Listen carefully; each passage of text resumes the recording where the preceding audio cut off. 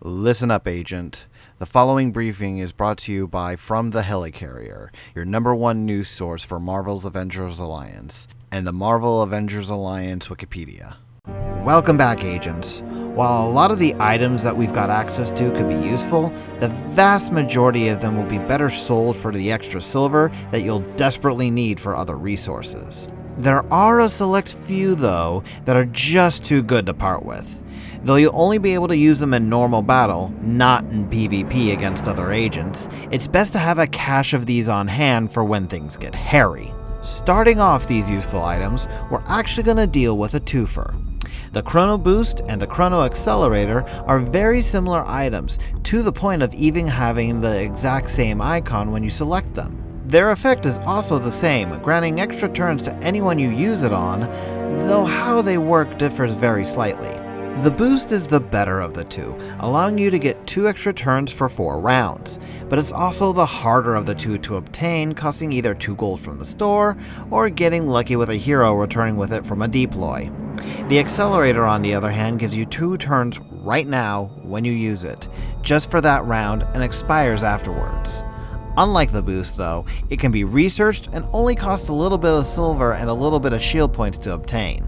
The holographic handlink, other than being a fantastic reference to Quantum Leap, offers extra turns as well, but it has a secondary effect other than that. It gives the mirror images effect, a fairly rare buff that makes it so that the next 2 single target attacks against the user will have a 70% chance to miss completely. While the effect itself can last a full 4 turns in battle, the images dissipate after the attacks are used up.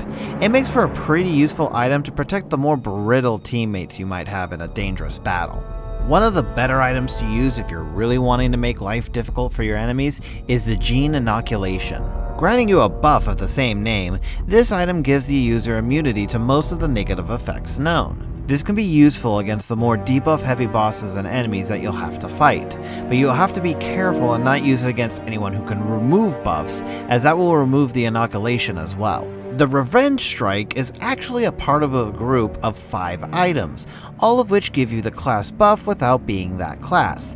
In this case, the Bruiser buff of Enraged. It's considered to be the best out of the bunch for the simple fact that you're getting raw stats added to your heroes every time they interact with the enemy, and that's simply better than getting an extra crit or a counterattack, as it increases your survivability along with your damage. Don't get the idea of using Revenge Strike on a Bruiser though, or any of the other strikes on the class they pull from, as the effects will not stack.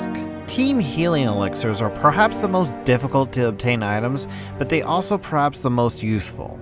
At the price of 7 gold from the store should you wish to buy them, they give your entire team a healing effect that lasts for a full round and gives everyone 30% of their health back for the duration. This item can also rarely be found on deploys and boss battles, so be sure to only use the reserve when you need it most.